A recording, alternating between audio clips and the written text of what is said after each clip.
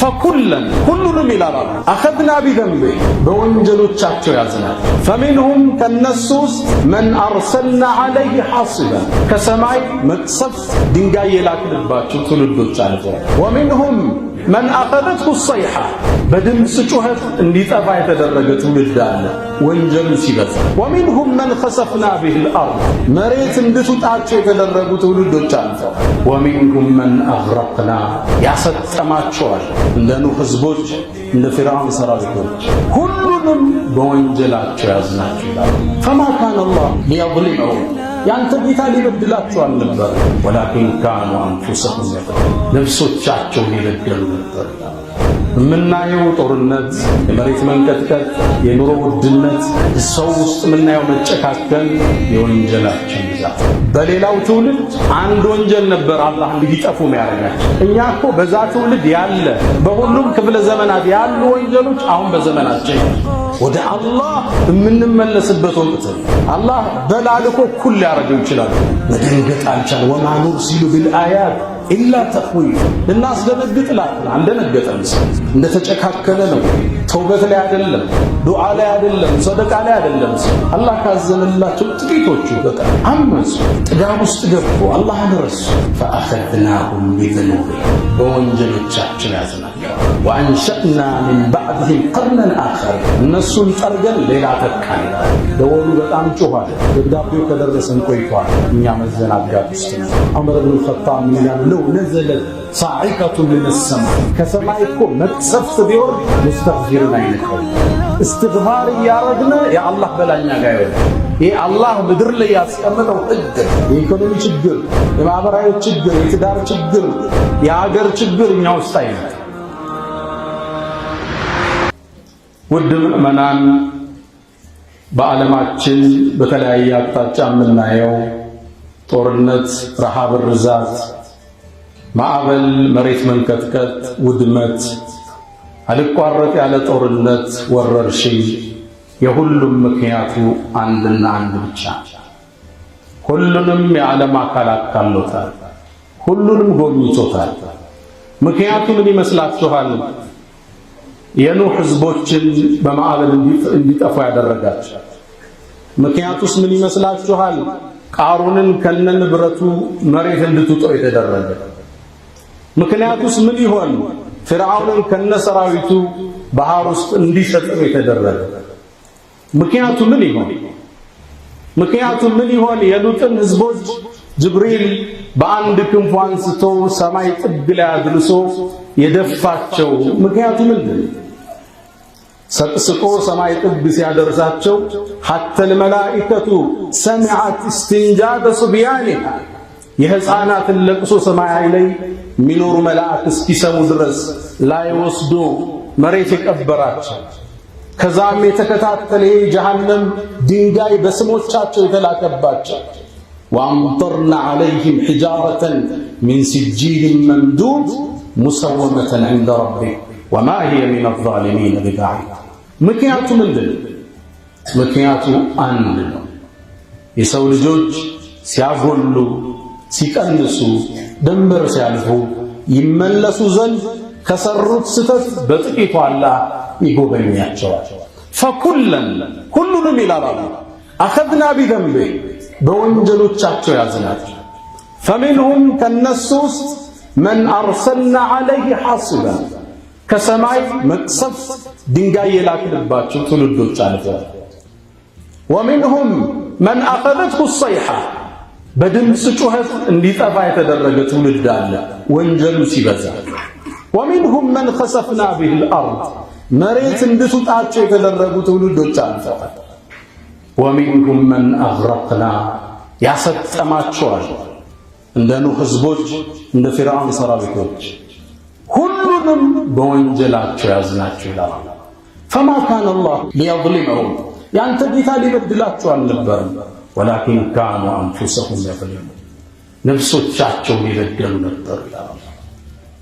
የምናየው ጦርነት፣ የመሬት መንቀጥቀጥ፣ የኑሮ ውድነት፣ ሰው ውስጥ የምናየው መጨካከል የወንጀላችን ብዛት። በሰይድና ዑመር የአስተዳደር ዘመን ረዲየላሁ ተዓላ ዐንሁ ድርቅ ገባባቸው። ያኔም ህዝቡን ሰበሰቡና አባስ ኢብኑ አብዱል ሙጠሊብ የነብዩን አጎት አባስን ጠሩ ሰለላሁ ዐለይሂ ወሰለም። የአባስ ድርቅ ገብቷል። ድሮ ነብዩ ዐለይሂ ሰላቱ ወሰላም ዱዓ ያረጉ ነበር። አንተ አጎታቸው ነህ ዱዓ አድርግልን አላቸው። አባስም ተነሱና አንድን ቃል ተናገሩ። አላሁማ አሉ አላህ ሆይ ማነዘለል በላ እኮ አይመጣብንም ችግር በግልም ይሁን እንደ ማህበረሰብ እንደ ዓለም ኢላ ቢደም በሰራነው ወንጀል ነው። ወላ ይርፈዑ ኢላ ቢተውባ አይነሳም ወደ አላህ በመመለስ ቢሆን ጌታችን ተመለሰናል። ዝናቡንም አላህ እየቀጣን ያለው አሁን ያለው አስደንጋጭ የኑሮ ውድነት፣ አልቆም ያለ ጦርነት፣ መጨካከል፣ መፈናቀል፣ ረሃብ፣ ርዛት፣ ማዕበል ሁሉም የሰው ልጆች ይመለሱ ዘንድ በትንሹ አላህ ይጎበኛቸዋል። ظهر الفساد ይላል። መከራው ሞቱ እኮ ተገለጠ ይላል። في البر والبحر በየብስም በባህር ምንድነው ምክንያቱ? ቢማ ከሰበት አይዲ الناس የሰው ልጆች በሰሩት የእጃቸው ውጤት ይመለሱ ዘንድ አላህ ደወሉን ያሰማል፣ ደብዳቤውን ያደርሳል። ሁላችንም ወንጀል ውስጥ በሌላው ትውልድ አንድ ወንጀል ነበር አላህ እንዲጠፉ የሚያደርጋቸው። እኛ እኮ በዛ ትውልድ ያለ በሁሉም ክፍለ ዘመናት ያሉ ወንጀሎች አሁን በዘመናችን አሉ። የሉጥ ህዝቦች የጠፉት ተመሳሳይ ጾታ ግንኙነት በመፍጠራቸው አሁን እኮ ህጋዊ ሆኗል። ወንድ ወንድም ማግባት፣ ሴት ሴት ማግባት በህግ ደረጃ ተደንግጎ እየጸደቀ አንዷ ከአሜሪካ ደውላ ኡስታዞይ ልጄ ሴት እንዲያገባ ዱዓ አድርጉልኝ። አየው ወንድ ይገባል ማለት ሴት ልጅ አገባል ማለት መታደል የሆነበት ክፉ ዘመን ውስጥ ይገባል። በዚህ ወንጀል ነው አላህ ያጠፋቸው የሉጥን ህዝቦች ከላይ አንስቶ ታች ደፋቸው። እሱ ወንጀለኛ ጋር እነሱ ጋር የሌለኛ ያለ ጾታ እየቀየርን ነው በኦፕሬሽን ወንዱ ሴት ይሆናል፣ ሴቱ ወንድ ይሆናል። ይህ ደግሞ ሰብአዊ መብት ተሰጥቶታል። ህፃናት ላይ ያለመወሰን መብት እየተሰጠው ነው። ተርቢያን ከአባቶች እጅ ቀምተውታል። ማሙሽ ስትለው ሚሚ በይኝ ሊልህ መብቱ ነው ልጅ። አስደንጋጭ አስፈሪ ዘመን መቅሰፍት የሚያወርድ ተጨባጭ ውስጥ ነጋዴው አጨብርባሪ አላህ ካዘነላቸው ጥቂቶች ውስጥ ከምናያቸው በርካታ ህንፃዎች ቤቶች ጀርባ የሰው እንባ አለ፣ የኮንትራክተሩ ለቅሶ አለ፣ የወዛደሩ ሮሮ አለ። ያልተከፈሉ ያልተዘጉ ሂሳቦች ብዙ ናቸው። ሰራተኛን ላቡ ሳይደርቅ ክፈሉት ያሉት ነቢይ ትእዛዛቸው ተጥሶ 3 ዓመት ስልክ ይዘጋል። ጥቂቶች አሉ አላህን ፈርተው ቢነግዱ፣ አብዛኛው ችግር ውስጥ ነው። በጣም የሚያሳዝነው እዛም ዘርፎ ያንም አስለቅሶ ቤቱን ሰርቶ ሲጨርስ ግድግዳው ላይ هذا من فضل ربي ብሎ ይለጥፍ። ይሄ ጌታ ይስጦታ ማሻአላህ ተባረከላህ። አስደንጋጭ የወንጀል ማዕበል ውስጥ አለ። ሰው በውርስ በንዋይ ቤተ ዝምድናን ቆርጧል። ለገንዘብ ሲል ወንድም በወንድሙ ላይ ጨክኗል፣ ፊት ተዟዙሯል። ይሄ ሁሉ ወንጀል ሲበዛ አላህ እንመለስ ዘንድ በትንሽ ይጎበኛል። እንደምታውቁት ከ2019 ጀምሮ አላህ ኮሮና የሚባል በሽታ ላከና የሰው ልጆችን ትንሽ መከራቸው። በግዴታ ኸልዋ ከተተን፣ ማስክ ለዓመታት አስለበሰ። ዓለም አቀፍ በረራዎች ተቋረጡ፣ ሰርጎች ተሰረዙ፣ ዓለም አቀፍ ስብሰባዎች ተዘጉ፣ መንገዶች ጸጥ ረጭ አሉ። ወደ አንድ ሀገር ለመግባት የሕክምና ማስረጃ ይዞ መሄድ ግድ ሆነ። ሁሉን ዓለም አላህ እኩል ፈተ። ዓለምን ማስክ አለበሳት አላህ የሰው ልጆች ይመለሱ ዘንድ። ኮቪድ ዓለም ላይ 7 ሚሊዮን ህዝብ ጠርጎ ሆኗል። አሁን ድረስ 700,000 ሰዎች በሽታ ውስጥ ናቸው። ከ2019 እስካሁን 2025 ድረስ የሰው ልጅ ግን አልተገሰጸም፣ አልተስፈራራም። ኮቪድ ሰብሮት የሄደው የኢኮኖሚ ስብራት እስካሁን ዓለም ላይ አልጠገገም። አሜሪካን ብቻ 14 ትሪሊየን ዶላር አክስሯት ወጥቷል። ኮቪድ ምክር ነበር፣ ኮቪድ ማስጠንቀቂያ ነበር። ወማ ኑርሲሉ ቢልአያት ኢላ ተኽዊፋ፣ ምልክቶቻችን የምንልከው ለማስፈራራት ነው። አልፈራን፣ አልደነገጥን። ቤታችን እስኪያንኳኳ ቀያችንን እስኪጎበኝ ተዘናግተን። ከኮቪድ በኋላ አላህ ሱብሓነሁ ወተዓላ በጦርነቶችን ፈተነን። የሩሲያና የዩክሬን ጦርነት ለዓመታት አልቆመም። ቢሊዮኖች ተገብረውበታል። በሺዎቹ ነፍስ ጠፍተውበታል። ከዛም ቀጠለ የቱርኩ የመሬት መንቀጥቀጥ ዓለምን አራደው። ቱርክና ሶሪያ ድንበር ላይ ያለ 55,000 ሰው ነፍስ ቀጠፈ። ያ የመሬት መንቀጥቀጥ 110,000 ሰው ጉዳት ውስጥ አሁን ድረስ ያገግማል። 54,000 ህንፃዎች ፈረሱ በዛ የመሬት መንቀጥቀጥ ውስጥ። ልብ ብላችኋል? 54,000 ህንፃ፣ ሆስፒታሎች፣ ትምህርት ቤቶች፣ የባለ ሀብት ህንፃዎች 54,000 ህንፃ ነው የወደመው። ከባድ አስደንጋጭ ዜና ነው። ቱርክን 34.2 ቢሊዮን ዶላር ነው ያከሰራት ያ የመሬት መንቀጥቀጥ ብቻ። በዛ ሰሞን አንድ ዜና ተላልፎ ሁሌም አስተጋባው ነበር። አንድ የህንፃ ባለቤት ባለሀብት ሰዎችን አከራይቷቸው ነበር እዛ ህንፃ ላይ። አንዱ የቤት ክራይ መክፈል አልቻለም። ካልቻልክማ ውጣ ብሎ ሰውየው አባረረ። ቀዝቃዛና በረዶ ወቅት ነበር። ወጥቼ ድንኳን ላይ ተቀመጥኩ ይላል። በቀናት ውስጥ መሬት መንቀጥቀጡ ተነሳና የሰውየውም ህንፃ ፈረሰ። አሁን ይላል ግለሰብ እኔና የህንፃው ባለቤት እኔ በሰራው ድንኳን ውስጥ እሳት እየሞቅን ነው። በቅጽበት ያለ ነገር እጅህ የለም። ወይ ህንፃ ነው ወይ ፋብሪካ ነው ወይ ቤት ነው፣ የለህም ንብረት። ወደ አላህ የምንመለስበት ወቅት አላህ በላልኮ ኩል ሊያደርገው ይችላል። መደንገጥ አልቻል። ወማ ኑርሲሉ ቢልአያት ኢላ ተኽዊፋ፣ ልናስደነግጥ ላክል አልደነገጠም። ሰው እንደተጨካከለ ነው። ተውበት ላይ አይደለም፣ ዱዓ ላይ አይደለም፣ ሰደቃ ላይ አይደለም። ሰው አላህ ካዘነላቸው ጥቂቶቹ በቃ። ከዛም የመካከለኛው ምስራቅ ጦርነት ተጀመረ። ፍልስጤም፣ እስራኤል፣ አሁን ወደ ሉብናን ተሻገረ፣ ወደ ኢራን እያማተረ። በቅርቡ የነዳጅ ዋጋ ጭማሪ ይደረጋል፣ የሰላም እጦት ስላለ ዓለም። እነዚህ ሁሉ ማዕበሎች፣ እነዚህ ሁሉ ማስጠንቀቂያዎች እንድንመለስ ደወል ነው አላህ ይላል። የፍሎሪዳውን ማዕበል ከሳምንት በፊት ታስተናግደናል። ፍሎሪዳ ውስጥ የገዛ ጦርነት በዓመት ውስጥ ከተሰደዱት በላይ በአንድ ቀን በሚሊዮኖች እንዲሰደዱ አላህ ያደርጋል። አሜሪካን 47 ቢሊዮን ዶላር አክስሯል። ከማዕበሉ አንድ ቀን በፊት አሜሪካ ለእስራኤል ገዛን እንድትደበድብ 8.7 ቢሊዮን የሚያወጣ መሳሪያ ሽጣ ነበር።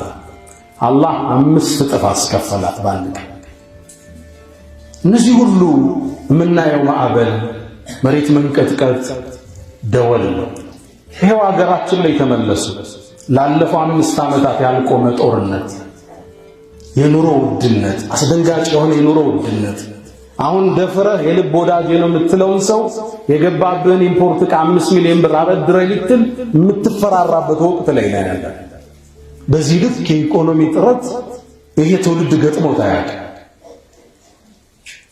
ይሄ ደወል አይደለም።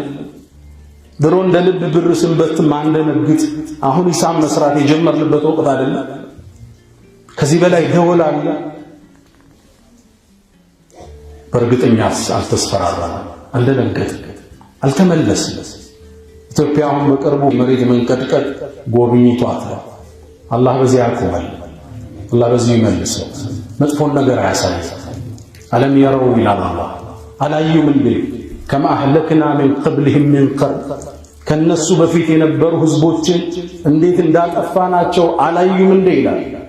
መከናሁም ፊል አርድ ማ ለም ኑመኪን ለኩም፣ እናንተን ካስመቸናችሁ በላይ የኢኮኖሚ ድሎት የሰጠናቸውን ህዝቦች እንዴት እንዳጠፋን አልሰሙም እንዴ? ወአርሰልነ السماء عليهم مدرارا ሰማይም በዝናብ ሞላንላቸው። وجعلنا الأنهار تجري من تحتهم ወንዞቹ ከስሮቻቸው እንዲፈሱ አደረግን። አመፁ፣ ጥጋብ ውስጥ ገቡ፣ አላህን ረሱ። فأخذناهم بذنوبهم በወንጀሎቻቸው ያዝናቸዋል። وأنشأنا من بعدهم قرنا آخر እነሱን ጠርገን ሌላ ተካን ይላል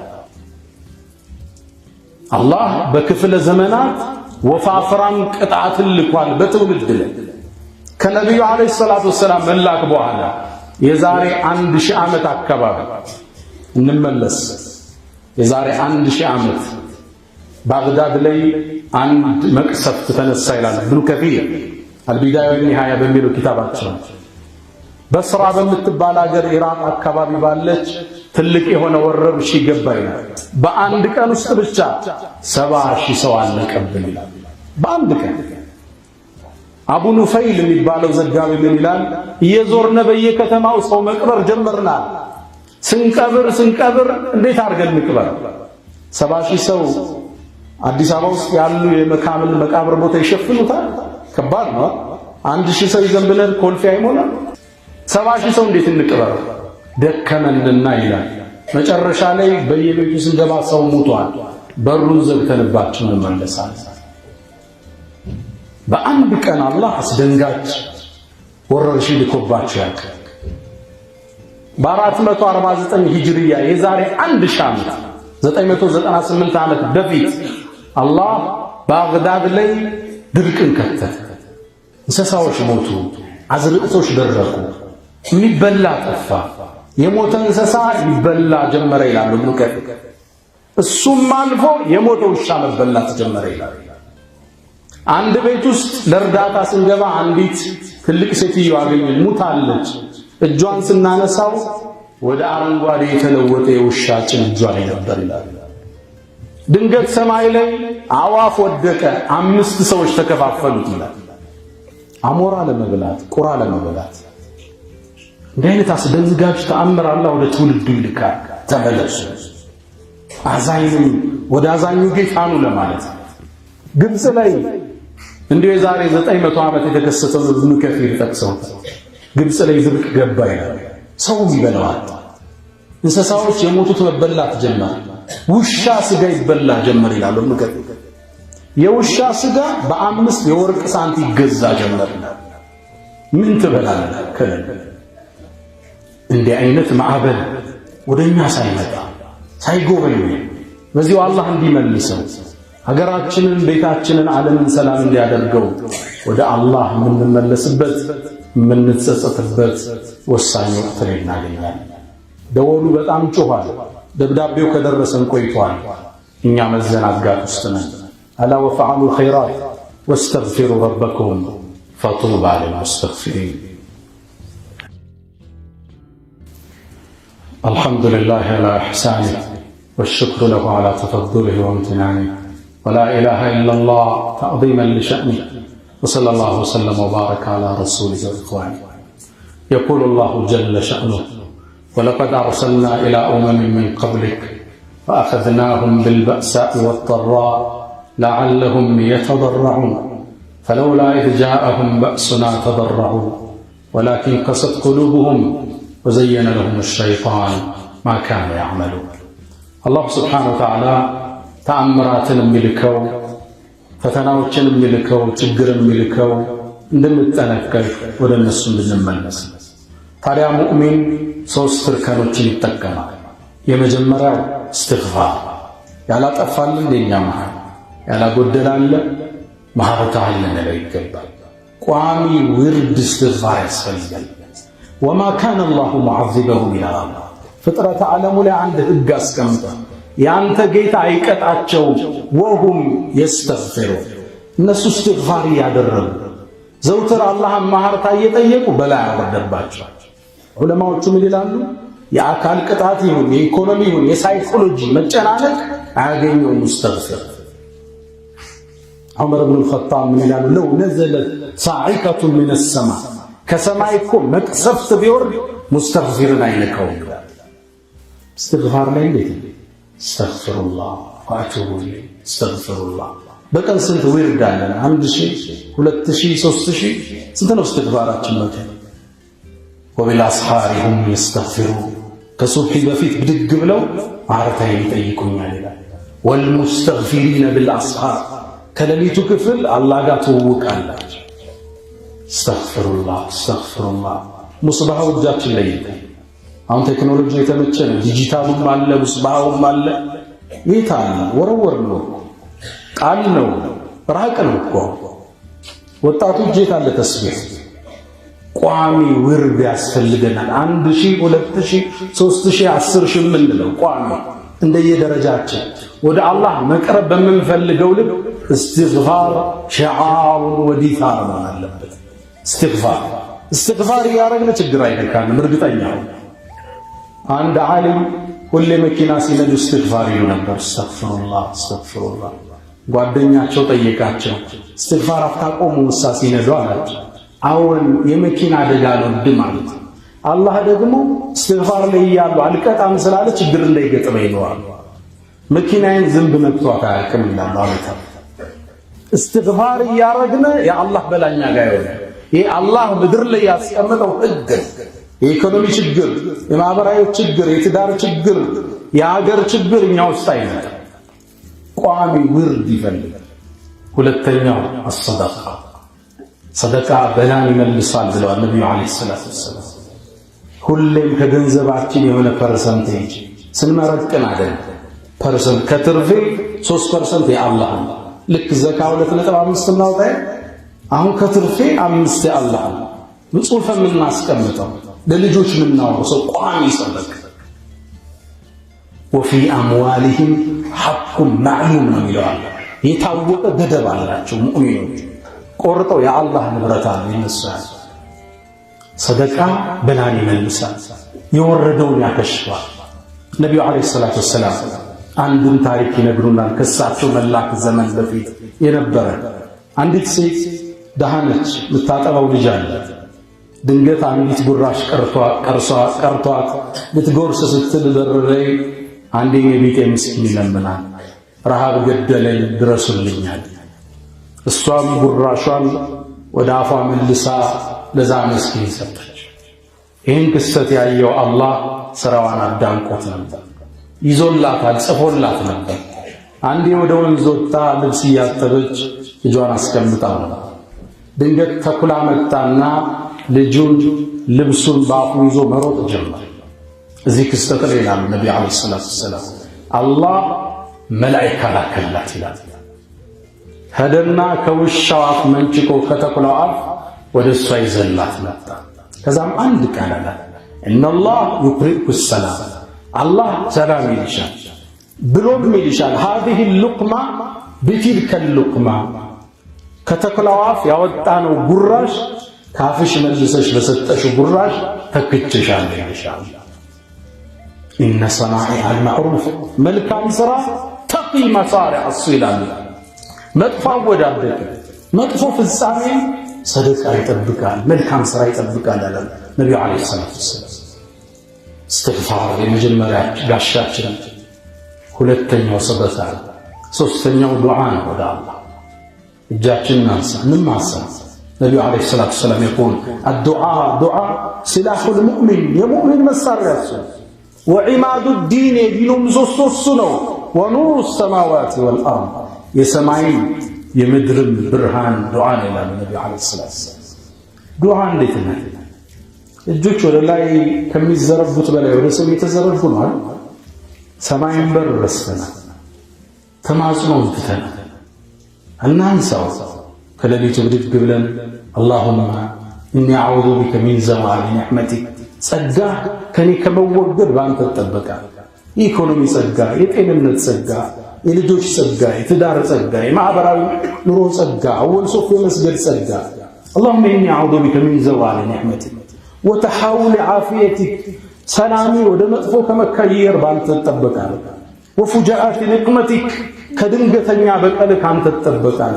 ወጀሚዕ ሰኸጢክ፣ ከጥቅል ቁጣ أنت تطبق على من لبث وقتنا يا من تحبون النبي محمدا صلوا عليه وسلموا طول المدى فصلاتكم وسلامكم نورا لكم بأمسكم وبيومكم ولكم غدا إن الله وملائكته يصلون على النبي يا أيها الذين آمنوا صلوا عليه وسلموا تسليما اللهم صل على محمد وعلى آل محمد كما صليت على إبراهيم وعلى آل إبراهيم وبارك اللهم على محمد وعلى آل محمد كما باركت على إبراهيم وعلى آل إبراهيم في العالمين إنك حميد مجيد اللهم أعز الإسلام والمسلمين وأذل الشرك والمشركين ودمر اللهم أعداءك أعداء الدين اللهم إنا نعوذ بك من جهد البلاء ودرك الشقاء وسوء القضاء وشماتة الأعداء اللهم إنا نعوذ بك من زوال نعمتك وتحول عافيتك وفجاءة نقمتك وجميع سخطك يا أرحم الراحمين اللهم لا تدع لنا في مقامنا هذا ذنبا إلا غفرته ولا هما إلا فرجته ولا دينا إلا قضيته ولا غائبا إلا رددته ولا مريضا إلا شفيته ولا حاجة من حوائج الدنيا والآخرة إلا قضيتها يا أرحم الراحمين ألا فأقم الصلاة